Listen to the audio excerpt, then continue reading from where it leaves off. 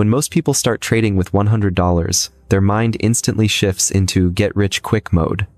They imagine doubling their account in a week, maybe hitting $1,000 in a month, and before long, they're dreaming of quitting their job.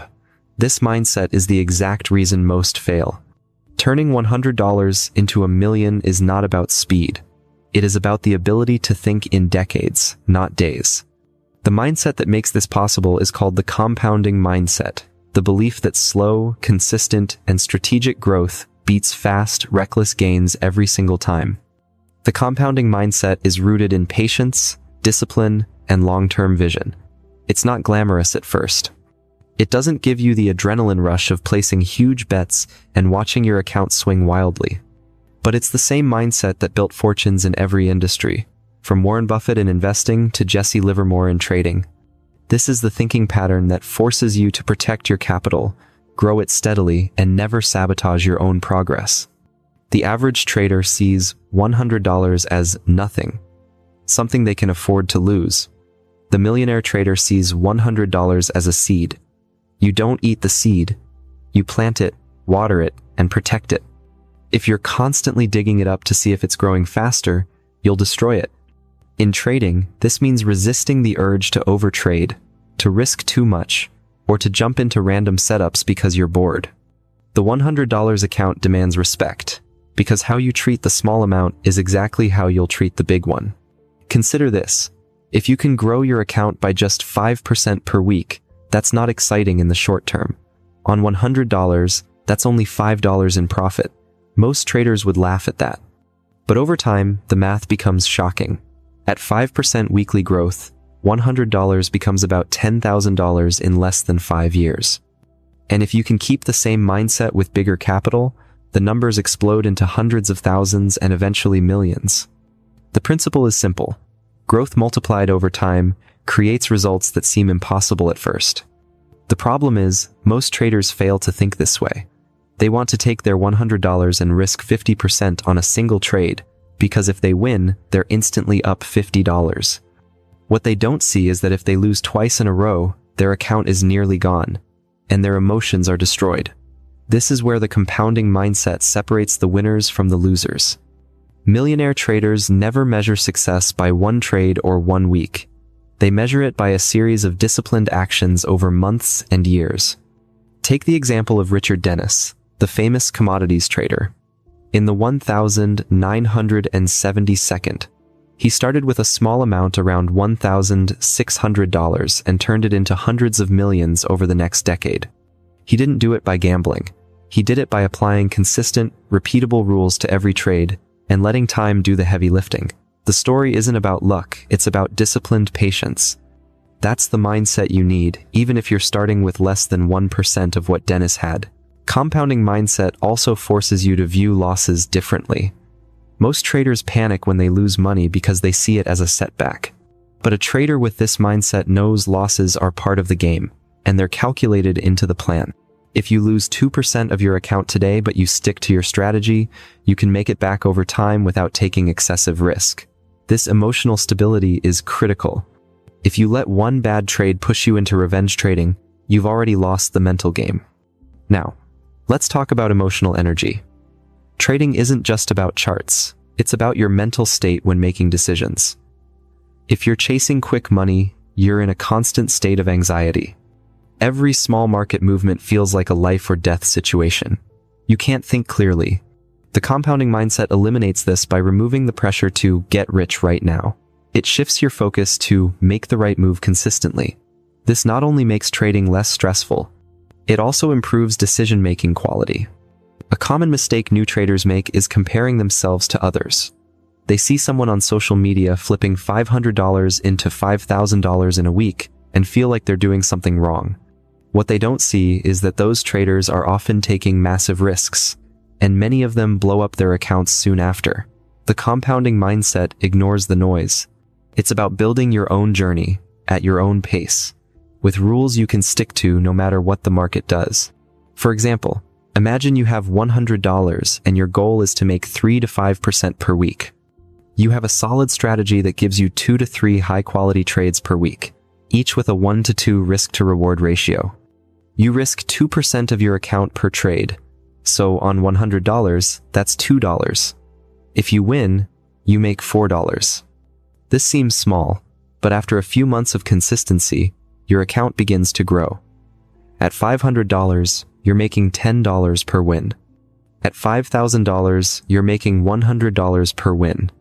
The process is the same, only the zeros change. This is the core principle that turns small accounts into large ones without blowing up in the process. There's another hidden benefit to starting small with this mindset. It forces you to master the skill of risk control before you have big money on the line.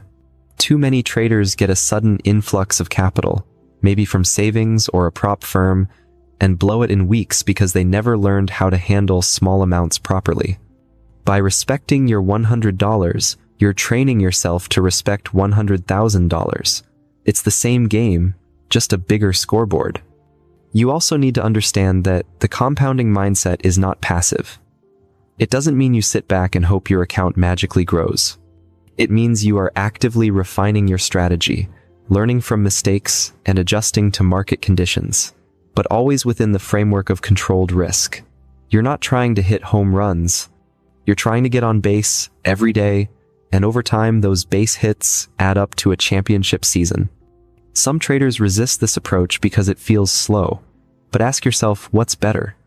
Spending 6 months chasing quick wins, blowing up multiple accounts, and ending up back at zero, or spending those same 6 months building a track record of consistent growth so that when bigger capital comes, when you're ready?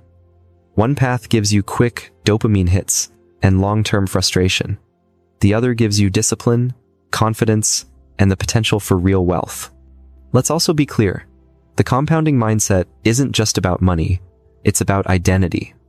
When you adopt it, you start seeing yourself as a professional, not a gambler. Professionals think in terms of systems, probabilities, and long-term goals. Gamblers think in terms of luck, hunches, and one big win. The market rewards professionals and punishes gamblers. Your $100 is your training ground to become the kind of trader the market respects. In the end, the compounding mindset comes down to this: protect your capital, grow it steadily, and never rush the process. If you can master this with $100, you've built the mental foundation for turning that into $1 million. The numbers may change, but the mindset stays the same. And once you truly internalize this, you'll realize that the small account you're trading today is not a limitation. It's your greatest asset. In trading, patience is not simply the ability to wait. It is the ability to wait without destroying yourself in the process. Most traders think they are patient because they can hold a trade for an extra 5 minutes, or because they can sit through a small pullback without closing early. But ruthless patience is different. Ruthless patience is when you can stand in front of the market, watch the price dance just inches away from your dream entry, and still refuse to pull the trigger because the setup is not perfect. It is when you can see the market tempt you with movement, with volatility, with the illusion of opportunity, and still you do nothing because you understand that not trading is also a trade. This mindset is rare because the market is designed to trigger impatience. From the moment you log in, every candlestick is an invitation. Every tick of price is a whisper telling you to act now, before it is too late. And if you are not ruthless with your patience, those whispers will become commands, and you will obey them. A trader with no patience will find trades in every movement. A trader with ruthless patience will find trades only when the odds are heavy in their favor. I remember reading about a trader in 2003 who had a rule. He would only take a maximum of 4 trades a month. Not because he was lazy, but because he understood that his system only produced 4 high-probability setups in that period. 1 month, he waited 23 days without placing a single trade. On day 24, his signal appeared. He entered, managed the trade perfectly, and made more in that one position than most impatient traders made all month combined. When interviewed, he said something that has stayed with me ever since. "If the market will still be here tomorrow, why should I rush today?" That line contains the essence of ruthless patience. The challenge is that patience feels like doing nothing, and doing nothing feels wrong when you are supposed to be working. Our brains are wired to associate productivity with activity. In an office, you type emails, attend meetings, make phone calls. In trading, the most productive thing you can do is sometimes to stare at the screen and take no action at all. This feels unnatural. Your hands itch to click. Your mind convinces you that any movement is better than no movement. And so you break. You enter too soon. You chase. You trade setups that are almost valid. You sabotage yourself. Ruthless patience is not passive. It is active waiting. It is a conscious, deliberate choice to protect your capital until the exact conditions you require are met. This requires mental strength, because the world rewards speed, instant results, and quick wins. Trading rewards the opposite. In the market, the tortoise doesn't just beat the hare. The hare blows its account, while the tortoise compounds slowly into freedom. There was a legendary commodity trader in the 1982nd who made hundreds of millions of dollars, but only traded about 15 days out of the year. People assumed he had some mystical edge. In reality, his edge was discipline. He knew his setups so well that he could identify exactly when they appeared. On every other day, he simply did nothing. He described the waiting as boring as watching paint dry, but when the trade came, it was like stepping in front of a moving train with perfect timing. That's ruthless patience. Waiting for the train you know is coming, rather than running after every shadow. To develop this mindset, you have to redefine what winning means. Winning is not making money every day. Winning is following your plan every day. If your plan says you only trade when certain criteria are met, and you see nothing that meets those criteria, then not trading is a victory. The impatient trader measures success in pips and dollars. The patient trader measures success in avoided losses and preserved mental capital. This is a subtle but powerful shift, because it removes the pressure to force trades. Think about the psychological damage impatience causes. Every premature entry that turns into a loss chips away at your confidence. Every unnecessary loss forces you to trade harder just to get back to where you started. And when you trade harder, you often trade worse. This is the spiral that destroys accounts. Ruthless patience stops the spiral before it begins. It is a shield that protects you from your own worst instincts. Of course, ruthless patience is not natural. It must be trained. It starts with clarity. If you do not have a clear, well-defined trading plan, you cannot be patient, because you won't know what you're waiting for. The mind hates uncertainty, and without a plan, it will convince you that any opportunity is good enough. When you know exactly what a perfect setup looks like, you can reject everything else with confidence. The clearer your rules, the easier it becomes to sit through the noise. In 1995, a futures trader named David H. was mentored by one of the best pit traders in Chicago. The mentor told him, "If you can stand on this floor all day and make 0 trades, you're ready to be a pro." At first, David thought this was a joke. Why would you be a trader and not trade? But after blowing his account twice, he understood.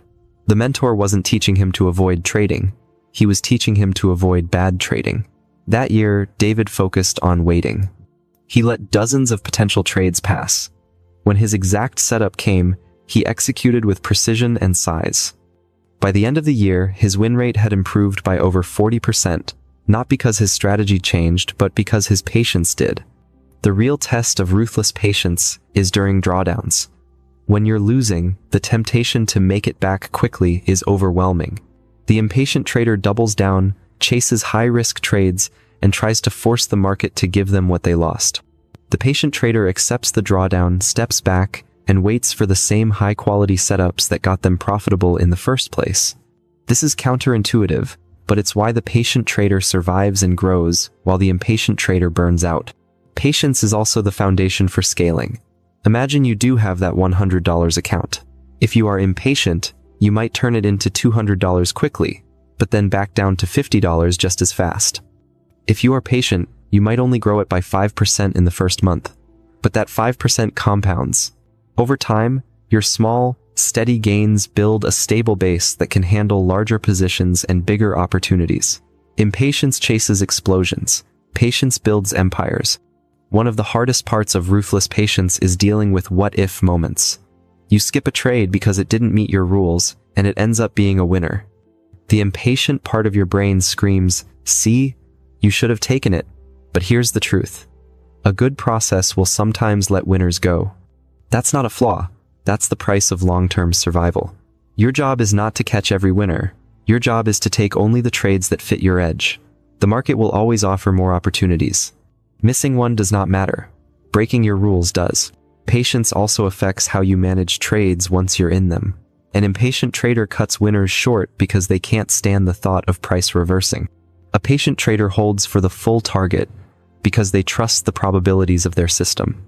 This is why patience is not just about entry timing. It's about the entire trade lifecycle. From waiting for the setup, to letting the trade play out, to waiting again for the next setup, patience is the constant thread that keeps you consistent. It's worth noting that ruthless patience does not mean perfection. You will still take trades you shouldn't. You will still close early sometimes. But the goal is to make patience your default state. The more you practice it, the more natural it becomes. And over time, your account will reflect the change. Fewer trades, higher win rates, lower stress, more freedom. If there's one image that captures ruthless patience, it's the image of a lion in tall grass. The lion doesn't chase every antelope it sees. It waits. It watches. It studies the herd. And when the perfect target comes within range, it strikes with full force and precision. That's how you survive in the market. Not by running after every flicker of movement, but by conserving your energy until the odds are stacked in your favor. In the end, ruthless patience is not just a trading skill. It's a life skill. It teaches you to value quality over quantity, to trust your process, and to resist the urge to act for the sake of action. It's not glamorous. It's not exciting. But it's the reason some traders quietly compound their way to financial freedom, while others burn out in a blaze of overtrading. If you can master this, your $100 account may not grow overnight, but given time and patience, it will grow beyond anything you can imagine. One of the hardest things for traders to learn is that the market doesn't care about your feelings, your hopes, or your desperate wish for a setup to work out. The market isn't your friend. It isn't your enemy. It's just a mirror that reflects back the truth about how disciplined or undisciplined you are. And the truth is, most traders lose because they tie their emotions too tightly to each individual trade. They treat every entry like it has to work, like it defines who they are as a trader. But the reality is, no single trade matters. What matters is the collective result of hundreds of trades over time, executed with consistency, not desperation. A trader who risks $100 and loses feels the sting, but an undisciplined trader feels something far more dangerous, the urge to get it back right now. That's how revenge trading is born. You start seeing setups that aren't there, you start forcing positions just to erase the pain, and the market punishes that every single time. You have to become emotionally detached from the outcome of each trade. You have to see a loss as just another step in the process, not as an attack on your identity or a threat to your future. I've seen traders with brilliant technical skills fail because they couldn't handle the emotional side. One in particular had a win rate over 60%, but his losses were twice as big as his wins because the moment a trade went against him, he panicked. He'd close early or flip the position entirely. He knew the chart was telling him to stay patient, but his emotions were screaming at him to act. He wasn't losing to the market, he was losing to his own reactions. That's why emotional detachment isn't optional. It's a survival skill. Think about it this way. Imagine you're flipping a coin, and you know that over 100 flips, the coin will land on heads about 50 times. You wouldn't panic if the first 3 flips were tails, because you understand probability. Trading works the same way. If your strategy is profitable over time, a single loss doesn't matter. In fact, 10 losses in a row don't matter, as long as you stay disciplined and keep following your edge. But if you let your emotions take over, you'll abandon that edge, and suddenly you're gambling instead of trading. In 2008, during the global financial crisis, a trader I knew personally made over $400,000 in just 6 months shorting bank stocks. His strategy was rock solid, and his timing was impeccable. But after a sudden reversal cost him $50,000 in a single day, he lost control. He started doubling down on bad trades, chasing moves that had already happened, trying to make back what he lost. Within 3 months, all his profits were gone. He later admitted to me that it wasn't the market that ruined him, it was the fact that he couldn't emotionally accept being wrong. He wanted the market to make him feel right again, and the market doesn't do that. The mindset you need is one of detachment.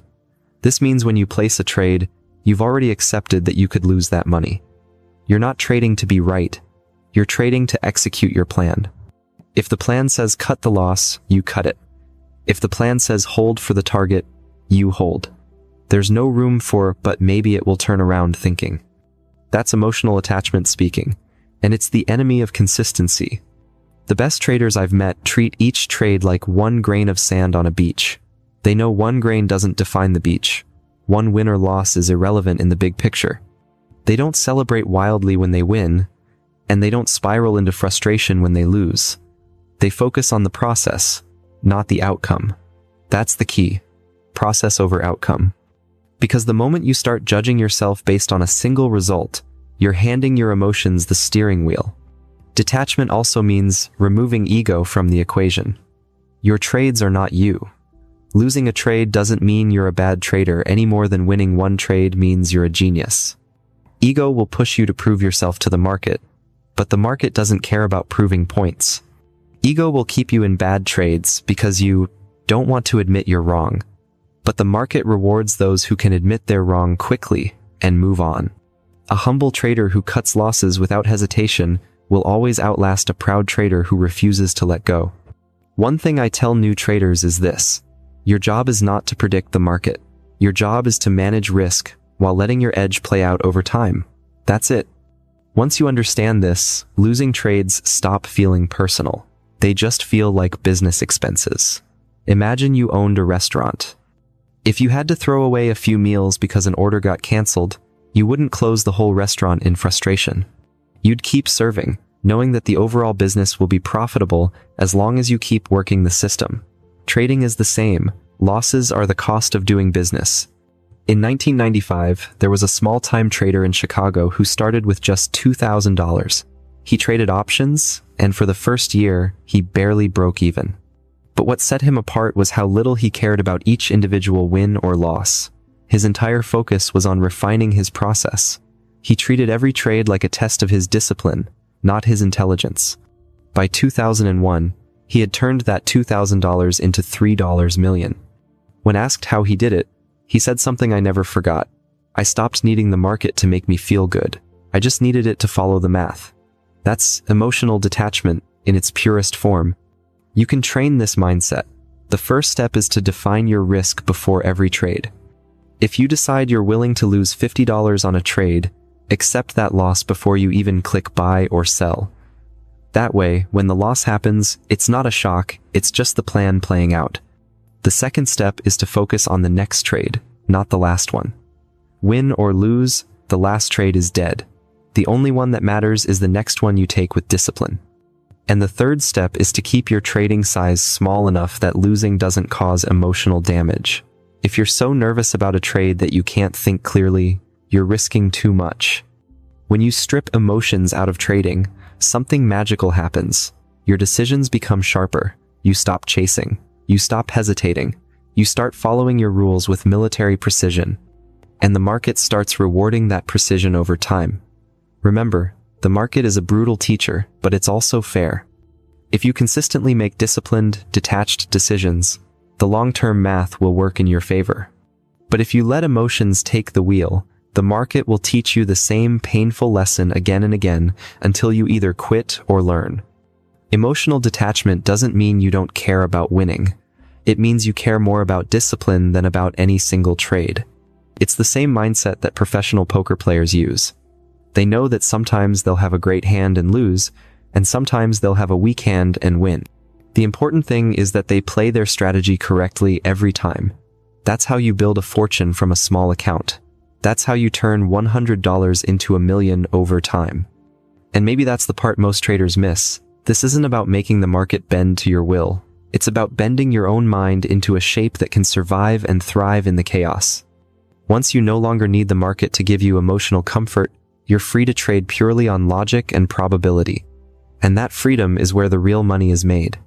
Markets are living, breathing beasts. They change, they evolve, they punish those who think they've figured it out, and reward those who adapt without ego. The mindset of relentless adaptation is the mental edge that separates traders who survive from those who get wiped out. It's not about predicting the future perfectly. It's about adjusting when the present changes unexpectedly. The traders who stay in the game long enough to grow a small account into something life-changing understand that nothing is permanent in the market, not trends, not volatility, not patterns. In fact, the moment you become overconfident in a method, the market often shifts in a way that makes it less effective. And here's the dangerous trap. Your brain craves familiarity. It wants you to keep doing what feels comfortable. That comfort can kill you in trading. In 2008, when the global financial crisis hit, traders who had been relying on stable, long-term positions found themselves in chaos. The ones who adapted quickly, switching to short-term trading, risk control, and fast exits, didn't just survive, they thrived. They didn't waste time blaming the market. They didn't insist that it will go back to normal. They acknowledged that the game had changed and immediately changed with it. That's the mindset. Relentless adaptation means you never become married to a single strategy. You treat your approach like a tool, not an identity. If the tool is no longer useful, you put it down and pick up another. Many traders fail because they confuse consistency with stubbornness. Consistency is about applying good principles over time. Stubbornness is about refusing to change when conditions demand it. This mindset also requires killing your ego every single day. Ego makes you think you're smarter than the market. Ego tells you that your analysis can't be wrong. Ego is the whisper in your ear saying, "Hold the trade a little longer, it will turn around." Ego wants to be right more than it wants to make money. A trader with the mindset of relentless adaptation doesn't care about being right, only about being profitable. Look at nature. Species survive by adapting to their environment. When the environment changes faster than they can adapt, they go extinct. Trading is no different. Your strategies, risk tolerance, and even your trading schedule must evolve with market conditions. Some months, you may be trading aggressively because volatility is high and opportunities are abundant. Other months, you may be trading rarely, preserving capital because the setups aren't clear. You adjust without guilt, without frustration, without fear of missing out. One of the most powerful ways to develop this mindset is to treat every market condition as a teacher. When the market is trending, it's teaching you momentum discipline. When it's ranging, it's teaching you patience. When it's unpredictable, it's teaching you risk control. The worst traders complain about bad markets. The best traders study them, adapt, and extract lessons that make them sharper for the future. The key is to make adaptation a habit, not a reaction. If you only adapt when you're forced to, you're already behind. You should be testing new methods, new time frames, new risk models before you even need them. This way, when conditions change, you're not scrambling, you're simply switching gears. It's like a fighter who trains in multiple martial arts. No matter what opponent steps into the ring, they have an answer. In 1995, there was a trader named Marty Schwartz, famously known as Pitbull. He was already a legend in stock index futures trading. But when he realized the game was changing, he didn't cling to the old ways. He expanded his skill set, studied different markets, and even adjusted his risk profile. That ability to evolve kept him profitable, while others who refused to change lost everything. His success wasn't just skill, it was his refusal to stay static. Relentless adaptation also means embracing discomfort. Growth happens when you willingly step into uncertainty. If you only trade the setups that feel safe, you'll limit your potential. The market will always find ways to challenge your comfort zone. Sometimes it will change speed. Sometimes it will change direction. Sometimes it will just grind sideways for weeks. Your job is to move with it, not against it. And here's the part most traders miss. Adaptation isn't just about your technical strategy. It's about your mental state. Some days you may feel sharp and focused, ready to take on the market. Other days, you may be tired, distracted, or emotionally charged. The adaptive trader recognizes this and adjusts position size, frequency, or even decides not to trade at all. They adapt not just to the market, but to themselves. This mindset is the final piece of the puzzle, because without it, all the discipline, patience, and resilience you've built can be destroyed by one stubborn refusal to change. The market is not obligated to reward your favorite setup forever.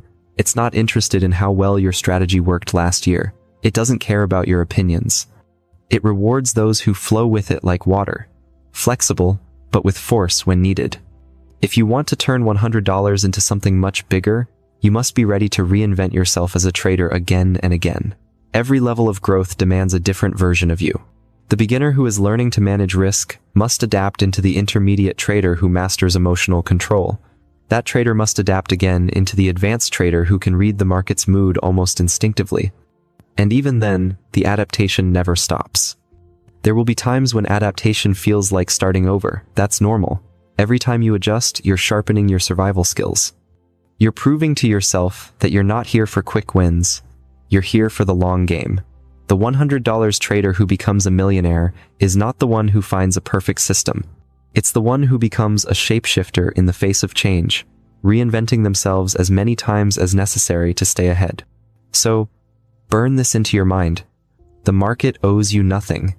It doesn't reward hard work alone. It rewards adaptability.